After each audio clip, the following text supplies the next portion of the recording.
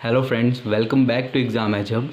तो आज मैं फिर से आपके सामने जेबीटी टैट के जो कल क्वेश्चन करने के लिए रह गए थे, कुछ हमने कर लिए थे और कुछ बच गए थे, तो उनको कंटिन्यू करने के लिए आज मैं फिर आपके सामने आ गया हूँ। तो आज हम बाकी के बचे हुए क्वेश्चंस को करते हैं। तब तक उससे पहले आप हमारी वीडियोज़ को लाइक करें, शेयर करें और हमारे चैनल को सब्सक्राइब करना ना भूलें। तो चलिए स्टार्ट करते हैं। तो चलिए हम 97th क्वेश्चन देखते हैं। तो 97th क्वेश्चन में हमें बोला गया है 6 pipes are required to fill a tank in 1 hour 20 minutes. 6 pipes जो है वो एक टैंक को एक एक आवर 1 आवर 1 घंटे और 20 मिनट्स में फिल करती हैं, भरती हैं। How long will it take if only 5 pipe of this same type are use. अगर बोला 5 की जगह 6 की जगह हम इसमें 5 पाइप्स का यूज करें, 5 पाइप्स को इस टैंक को भरने के लिए यूज करें, तो ये कितना टाइम लेगा।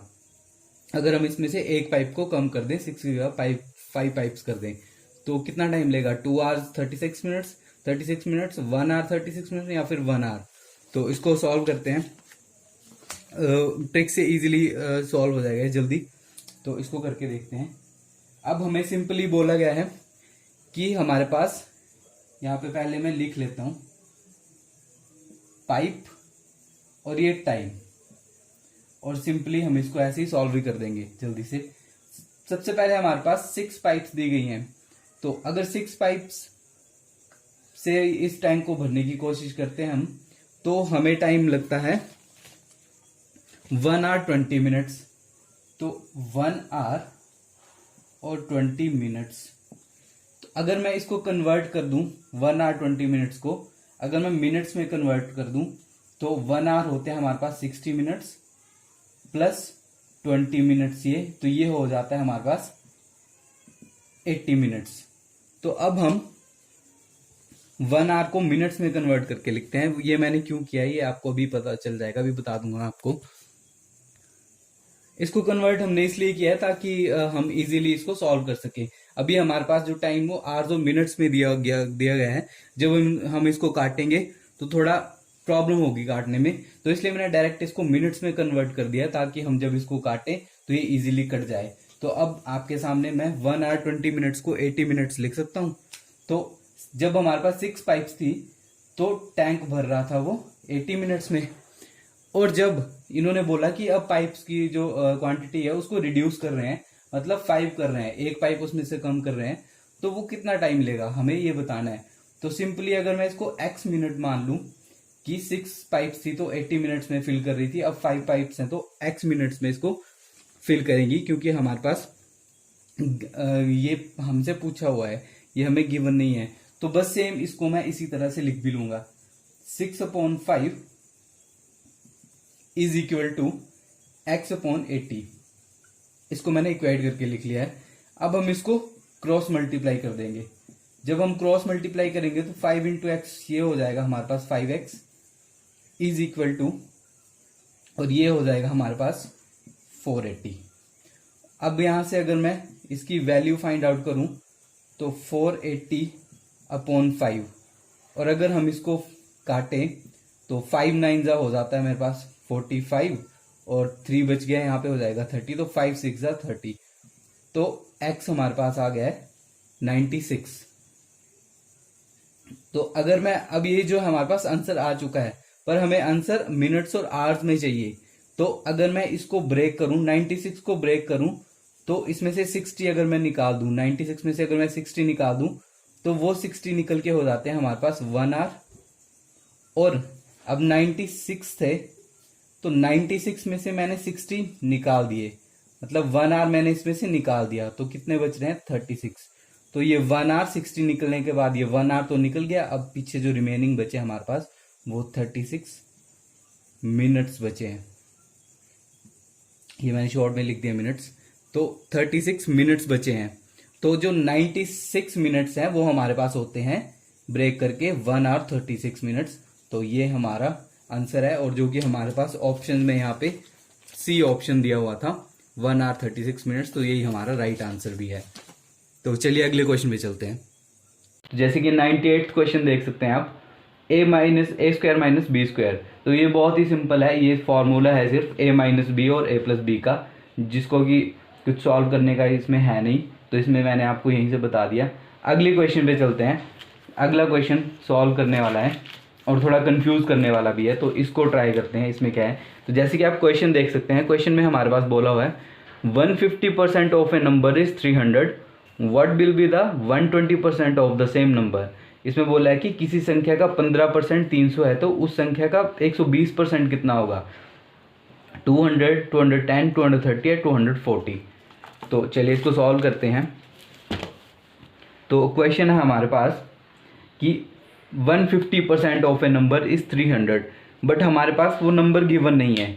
हमें सिर्फ इतना बोला गया है कि किसी नंबर का 150% जो है वो 300 है, बट वो नंबर क्या है वो हमें नहीं पता। तो अगर मैं उस नंबर को लेट कर लूँ x, अगर मैं बोलूँ कि वो नंबर x है जिसका 150% हमारे पास दिया गया है, तो 150% ऑफ x हमारे पास गिवन है 300 के इक्वल।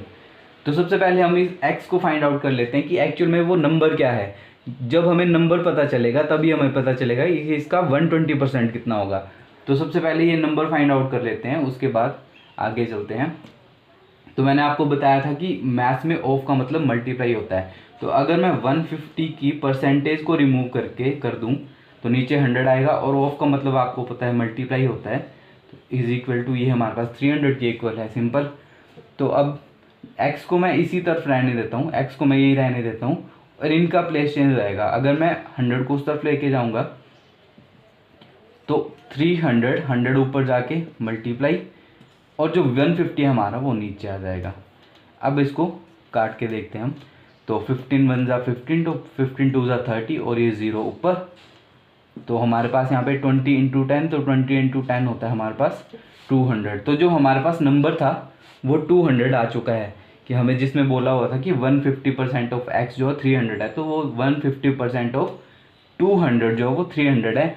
अब पूछा होगा कि इसी का 120% कितना होगा, तो 120% निकालने के लिए सिंपल है, 120% ऑफ 200 है, तो परसेंटेज हटाने के लिए इसके नीचे लग जाएगा 100 और मल्टीप्लाई बाय 200, क्योंकि ऑफ 200 है। 2 0 से 2 जीरोस कट जाएंगी, और यहाँ पे हमारे पास बचे गए 0, 2 2 ज़ा 4, 2 1, तो 240% जो वो हमारा आंसर निकल के आ चुका है, जो कि मैं आपको ऑप्शन में भी यहाँ पे दिखा देता हूँ। हमारे पास 240 है, तो इसका 120% जो है वो हमारे पास 240 आंसर आ चुका है, और ये परसेंटेज नहीं है, 120% है ये 200 का। तो आई होप आपको अच्छे से समझ आ गया होगा कि किस तरह से हुआ है क्वेश्चन। तो चलिए अगले क्वेश्चन पे चलते हैं। तो अगला क्वेश्चन है हमारे पास, if the price of milk is increased by 25%, by how much percent should a family reduce milk consumption so that the expense remains the same as we before. तो क्वेश्चन में बोला है कि दूध का भाव 25% बढ़ जाने से एक परिवार अपना दूध खपत कितने प्रतिशत कम कर दे कि खर्च पहले जितना हो जाए। सिंपली बोला गया है कि एक फैमिली जो जितना दूध पहले यूज कर रही थी, अब उसमें 25% जो वो दूध का रेट बढ़ गया है, तो उनको कितना अपना दूध की जो यूसेज है, जितना वो यूज करते हैं, उसको कंजम्पशन है उसकी वो कम करनी पड़ेगी, ताकि उनका जो खर्चा है दोबारा जितना पहले था उतना ही हो जाए। तो सिंपली ये भी ट्रिक से सॉल्व हो जाएगा। सिंपली शॉर्ट ट्रिक है, हमें इसमें बताया गया है कि 25% जो दूध के जो प्राइस बढ़ चुके हैं, तो सिंपली हम 25% इसके प्राइस बढ़े हैं, तो इसको हम डिवाइड कर देंगे 25 प्लस 100 से, और हमें इसको परसेंटेज में बताना है, तो इसको हम मल्टीप्लाई कर देंगे 100 से। मैंने परसेंटेज वाले टॉपिक में आपको बताया था कि किसी भी चीज की परसेंटेज निकालनी हो तो हम उसको 100 से मल्टीप्लाई कर देते हैं। तो सिंपली बस इतना सा करने से हमारे पास इसका आंसर आ जाएगा। अब यहाँ पे अगर मैं करूं तो 25 अपॉन ये हो जाएगा हमारे पास 125 मल्टीप्लाई बाय 100, इसको काट दो तो 25 1 जा 25, और 25 5 जा 125। अब 5 से 100 भी कट रहा है, तो 5 1 जा 5 और 25 जा 100, तो हमारे पास ये निकल के आ चुका है इसका 20% आंसर।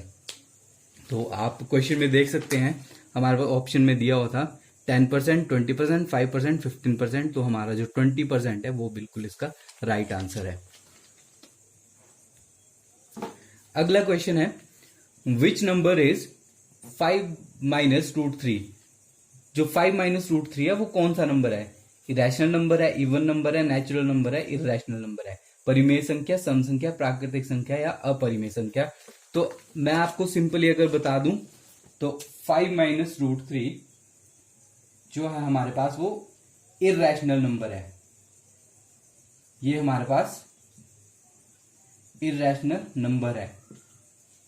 बट फिर भी आपको मैं एक बार इसको सॉल्व करके प्रूव करके दिखा देता हूं कि किस तरह से हमारे पास इरेशनल नंबर है। तो पहले तो मैं बता दूं कि जो रूट वाली वैल्यूज होती है हमारे पास वो हमारे पास इरेशनल नंबर ही होती हैं। बट फिर भी इसको एक बार सॉल्व करके देखते हैं। तो सबसे पहले मैंने आपको फ्रैक्शन वाले चैप्टर में भी बताया था कि रैशनल नंबर कौन सा होगा, जो हमारे पास पी ओवर क्यू की फॉर्म में दिया होगा, पी अपॉन क्यू की फॉर्म में दिया होगा। मतलब कि इस तरह से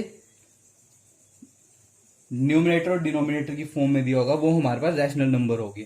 और इसमें क्या होता है, जो क्यू होता है हमारा वो नॉट इक्वल टू 0 होता है, क्योंकि ये दोनों नंबर्स कोप्राइम होते हैं, पी और क्यू दोनों कोप्राइम नंबर्स होते हैं। तो इसको सॉल्व करके देखते हैं एक बार।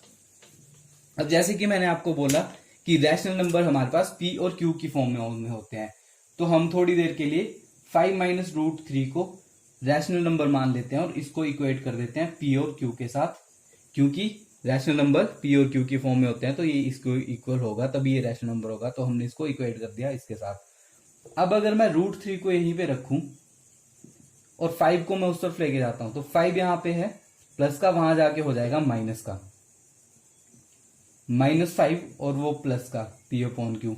या फिर इसको हम डायरेक्ट कर देते हैं, क्योंकि फिर यहां से इसके साइन काटेंगे तो उससे अच्छा है कि हम डायरेक्ट, इसको मैं डायरेक्ट लिख देता हूं 5 माइनस पी अपॉन क्यू। ये हमारे पास निकल के आ चुका है। अब अगर रूट थ्री को मैं इस तरफ ही रख रहा हूं और इनका एलसीएम ले हम, मैंने आपको सिखाया था एलसीएम लेना, तो क्यू तो हमारे पास एलसीएम आ जाएगा, इसके नीचे कुछ भी नहीं है, 1 है, मतलब हमारे पास एलसीएम क्यू रहेगा। और जब ये एलसीएम इसके साथ मल्टीप्लाई हो जाएगा तो ये 5 क्यू और माइनस यहाँ क्यू मल्टीप्लाई होके क्यू से क्यू कटेगा, हमारे पास 5 बचेगा। तो आप देख सकते हैं ये हमारे पास फ्रैक्शन की फॉर्म में आ चुका है, ये फ्रैक्शन की फॉर्म में आ चुका है। तो इट मीन्स जो हमारे पास 5 q minus p upon Q जो है ये हमारे पास एक रैशनल नंबर है, रैशनल नंबर है। अब आप लोग सोच रहे होंगे कि मैंने तो बोला था कि ये इरेशनल है, तो ये इरेशनल क्यों है, उसका रीजन मैं अभी आपको क्लियर कर देता हूं। अगर हम सिर्फ इतने पोर्शन को देखें तो ये तो हमारे पास रैशनल नंबर है, क्योंकि हमारे पास फ्रैक्शन की फॉर्म में है, पी अपॉन क्यू की फॉर्म में हमें साफ दिख रहा है, तो ये तो रैशनल नंबर है। बट अगर मैं रूट थ्री को देखूं तो रूट थ्री हमारे पास रैशनल नंबर नहीं है। तो इसीलिए जो हमारे पास जो रूट थ्री है वो एक इरेशनल नंबर है, इरेशनल है ये। तो जो इरेशनल और रैशनल नंबर होते हैं वो आपस में कभी भी इक्वल नहीं होते हैं। इट मीन जो root three is equal to 5 q minus p upon q है, ये नॉट इक्वल है, क्योंकि एक इरेशनल और एक रैशनल नंबर कभी भी इक्वल नहीं होते। तो इसी रीजन से हमारे पास 5 माइनस रूट थ्री जो है वो एक कंप्लीट पूरा जो नंबर है ये इरेशनल नंबर है, क्योंकि हमारे पास इसमें से इसका एक फैक्टर रैशनल है और एक इरेशनल है, तो इसलिए हमारे पास ये पूरा जो कंप्लीट जो नंबर है वो इरेशनल नंबर है। तो आई होप अब आपको क्लियर हो गया होगा कि किस तरह से हम इसको इरेशनल मान रहे हैं। तो अब अगला क्वेश्चन देखते हैं 102। इस क्वेश्चन में पूछा गया है, in 2x² + 3x + 1 divided by x + 2 what will be the reminder. तो इसमें हमें रिमाइंडर बताना है कि रिमाइंडर कौन सा है। सिंपली डिवाइड करके इसमें हमें रिमाइंडर बताना है। तो ये 2 मिनट में डिवाइड हो जाएगा, जैसे हम नॉर्मल डिवाइड करते हैं उसी तरह इसको डिवाइड करके सिंपली इसका आंसर फाइंड आउट कर लेंगे हम। तो हमारे पास जो इक्वेशन दी गई है वो है 2x² + 3x + 1 divided by x + 2। तो सिंपली डिवाइड करेंगे हम। तो जैसे कि यहां पे हमें दिखाई दे रहा है कि जैसे कि हम डिवाइड में लेते हैं, सबसे पहले ये टर्म्स को देखते हैं हम। तो अभी भी हम इन टर्म्स को देखेंगे और हमें x + 2 के साथ ऐसी टर्म मल्टीप्लाई करनी है जो इनमें से कोई एक टर्म बना दे और जिसको हम इजीली खत्म कर सकें। तो मैं आपको करके दिखा देता हूं। तो अब जैसे यहाँ पे मेरे पास 2x² है, तो मुझे इसके साथ किसी ऐसी टर्म को मल्टीप्लाई करना पड़ेगा जो यहाँ पे 2x² बना दे और हम 2x² को इजीली खत्म कर सके। तो अगर मैं x+2 को मल्टीप्लाई कर दूं 2x से, तो 2x इंटू एक्स, ये तो हम मेरे पास हो गया x² प्लस 2 2 4x। तो हमारे पास हमें फर्स्ट टर्म चाहिए थी 2x², इसको खत्म करने के लिए, तो वो हमारे पास बन चुकी है। तो अगर मैं यहां पे लिख दूं 2x² प्लस 4x, जिनको इस टाइप की डिवाइड नहीं आती है वो ध्यान से देख ले, इसको बहुत इजी होती है भी। तो हमने इसको मल्टीप्लाई किया था 2x से। तो अब यहाँ पे साइन चेंज हो जाते हैं इनके, यहाँ पे ये प्लस का है तो माइनस का हो जाएगा, ये प्लस का है ये भी माइनस का हो जाएगा। तो जब मैं इसको आपस में काट दूंगा इन दोनों को, तो 2x के साथ 2x तो मेरे पास कट चुका है, क्योंकि ये प्लस का था और एक माइनस का, तो ये दोनों तो आपस में कट चुके हैं। अब इनको जब हम माइनस करेंगे तो 4 - 3 1 बचेगा। इट मीन्स यहाँ पे मेरे पास सिर्फ x बचेगा, पर x बचेगा माइनस का, क्योंकि बड़ी टर्म यहाँ पे अब माइनस की हमारे पास इस साइन की वैल्यू नहीं रहती है, जो हमने साइन दिया अब इस साइन की वैल्यू है। तो यहाँ पे मेरे पास जो माइनस का x आएगा, क्योंकि बड़ी टर्म हमारे पास माइनस की है, तो ये माइनस का x और वो +1 नीचे। अभी भी ये कंप्लीटली खत्म नहीं हुई है, अभी भी हमें इसकी x को खत्म करना पड़ेगा ताकि हमारे पास एक रिमाइंडर बच जाए। तो x को खत्म करने के लिए हमें इसको ऐसी टर्म से मल्टीप्लाई करना है कि यहाँ पे सेम टर्म बन जाए हमारे पास। तो अगर मैं इसको -x से मल्टीप्लाई कर दूं, x+2 को अगर मैं -x के साथ मल्टीप्लाई कर दूं, -x के साथ, सॉरी -x के साथ नहीं, -1 के साथ अगर मैं इसको मल्टीप्लाई कर दूं -1 के साथ, तो x1 जा x और माइनस का आएगा, और वैसे ही प्लस माइनस माइनस 2 1 जा 2, तो मेरे पास निकल के आता है -x - 2। अब सेम वही करेंगे, अभी हमने इसको मल्टीप्लाई किया है -1 के साथ, तो अब सेम साइन चेंज करेंगे, यहाँ पे प्लस का और ये माइनस का है, तो यहाँ पे ये हो जाएगा प्लस का, और प्लस माइनस माइनस, तो ये तो आपस में खत्म, प्लस प्लस प्लस 2 और 1 3। तो हमारे पास जो रिमाइंडर निकल के आया है वो आया है 3, और यही हमारे पास राइट आंसर है। अब एक बार हम क्वेश्चन में ऑप्शंस को भी चेक कर लेते हैं। तो जैसे कि आप देख सकते हैं हमारे पास ऑप्शंस हैं, ए है 1, बी -x+1 और C 3 और D x+1। तो हमारे पास जो C 3 है वो राइट आंसर निकल चुका है।